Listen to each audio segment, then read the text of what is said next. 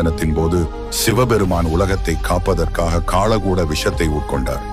இந்த நாளில் அவர் விஷத்தை தொண்டையில் நிறுத்தியதால் அவரது தொண்டை நீலமாகி நீலகண்டன் என்று புகழ் பெற்றார். 3.